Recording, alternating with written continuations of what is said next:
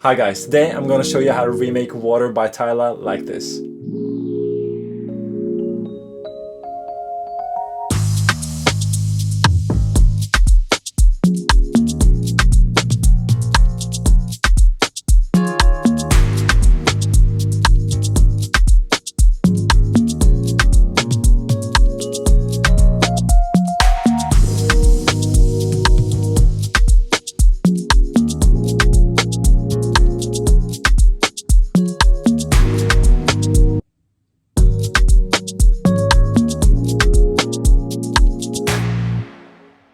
Let's start out with the synth and I'm gonna show you how I got these chords sounding so similar to the original. I started out with this sound from Splice, which is a preset called Keys Electric Piano Lullaby, which sounded like this.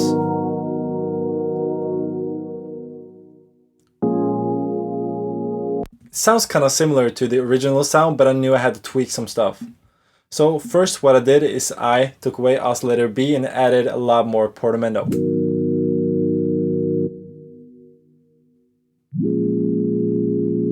And portamento is that gliding effect you hear in the beginning of the sound. In addition to that, I added some decapitator for some grit, some saturation, and I added some microshift for more width, with the tremolator for some movement, and a chorus and a widening plugin for even more width. With that, it sounds a lot wider. And then I did some EQ stuff. I just cut away some low mids and I added some 1K and a 3.5K. And I just brightened the sound up a little bit.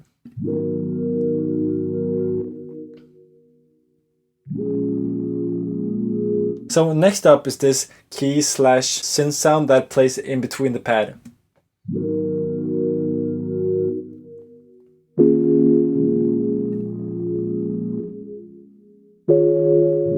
Yeah, and this is also a Serum preset called Keys Electric Piano. I just did some processing to that as well. Added some decapitator, did some microshift for a little bit of width, not as wide as the pad. This sound is sitting more in the middle, but I added a bit of chorus as well. So listen to it now.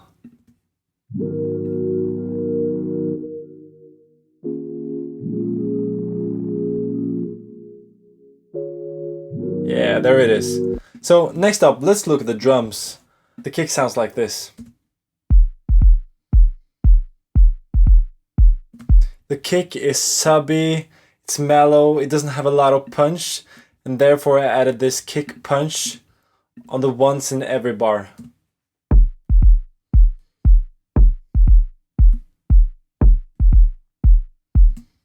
Yeah. I have 3 snares in this song, each playing at different spots. This is the first one and it's made up of 2 layers. This is the first layer. This is the second one. With the main kick and the kick punch.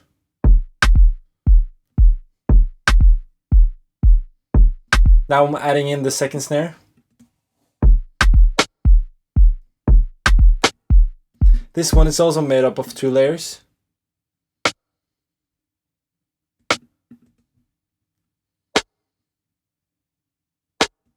And at the end we have the rim. Now listen to the snares with the kick.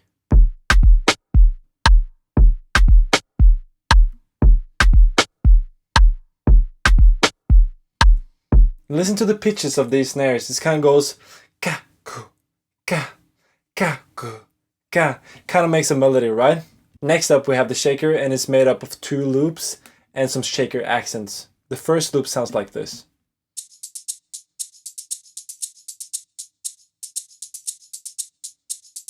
This was originally a splice loop which I chopped up to fit this remake. Next loop sounds like this.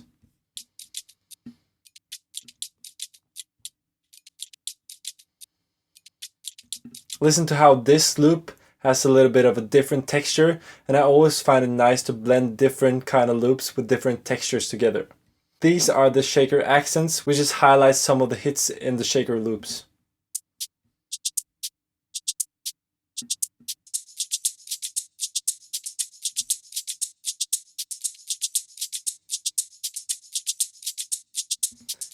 And the shakers are all grouped together. I did some processing to it. I just cut out all the low end we don't need, and I boosted some top. And then I just added some decapitator to make it less clean. I also added this crush plugin, which also gives a little bit more distortion. And then I filtered out some of the high end, and I used an enveloper to make the sound a little bit more snappy. Listen without the plugins. With. It sounds a little bit warmer and a little bit more tight. Shakers also pan a little bit out to the right side. Now listen with the kick, the snares, and the shaker.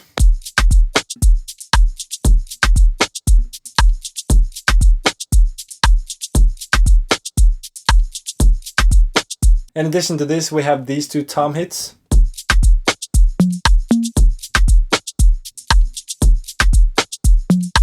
And this is actually the same tom sample, I just pitched one down and the other one up. We also have a tom fill coming in here.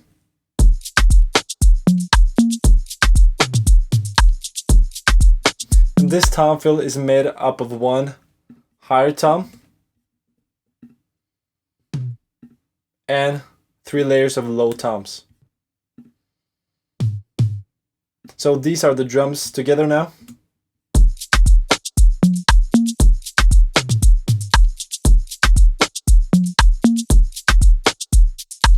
Now let's look at the bass. For this electric bass I'm using the free version of Moto Bass 2, and I'm using the 60s P bass that comes with the free version. This bass is basically just playing the root notes and occasionally going up to the 5th and also the root note, the octave up. Listen to this.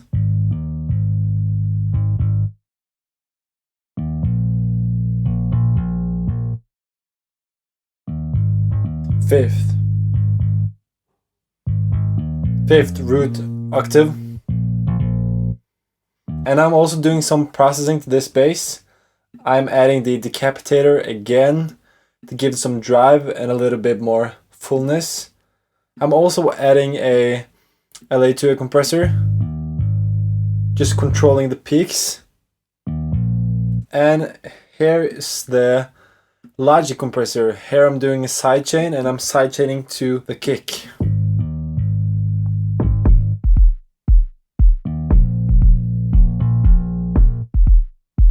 I'm actually doing less sidechain compression than I thought. He's ducking maybe a dB when the kick hits. In addition to that, I'm taking off some of the high end with Filter Freak. And with this EQ, I'm rolling off a little bit more high end and I'm boosting around 100. I'm also taking away some 50 because that's where the kick drum lives. In addition to that, I am doing a little bit of saturation with the fat effects from Logic, and I'm adding some more bass around 100 Hz. Now before we get to the reverb, claps and the effects, I really want to show you the electric piano. The electric piano is playing this melody into the verse.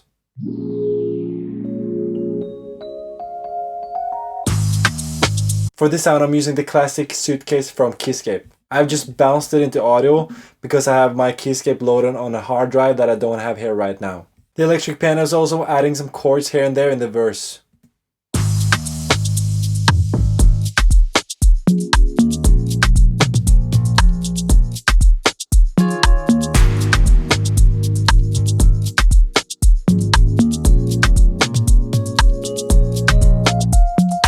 The second time this electric piano melody comes in halfway through the verse, I'm actually layering it with another classic suitcase. I'm just playing with one softer layer and one layer with more presence.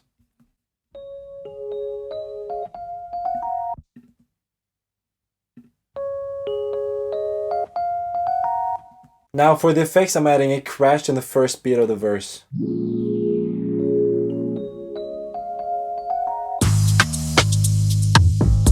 And this crash is made up of 3 layers. It's one wet clap layer, and one white noise layer, and also one crash layer. In addition to adding a quarter note delay to this crash, I'm also chopping it up so it replays 4 different times. 3, 4. We also have some verbed out claps coming in 4 bars into the verse.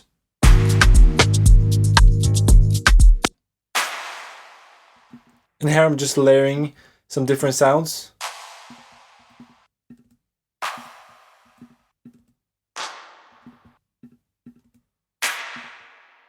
So when I tried to recreate the verb clap from the song, I really just couldn't find one sound that sounded similar enough, so I had to layer a bunch of different sounds. If you've heard this song a couple of times, you probably noticed that a different bass sounds comes in the chorus. And this bass sound, which is a log drum, plays together with the electric bass like this.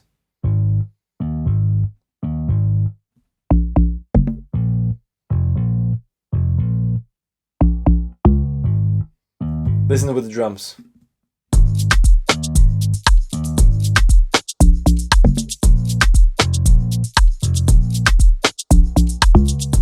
I honestly struggled a bit with finding a sound that matched the log drum in the original, but I ended up layering 2 sounds to get closer.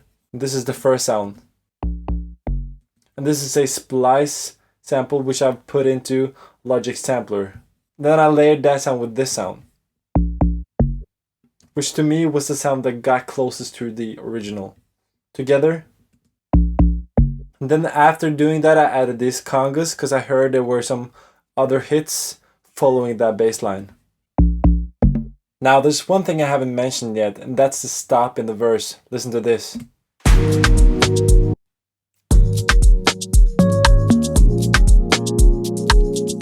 This is a very effective way of grabbing the listener's attention. And if you want to learn more about arrangement and these kind of details that makes a professional track, you really need to watch this video I made about 7 concepts all producers should know. Also check out my remake of Greedy, where I show you how to remake one of this year's most popular tracks. Please, if you like this video and you want more of this kind of content, subscribe to the channel and leave a comment below which song you want me to remake next.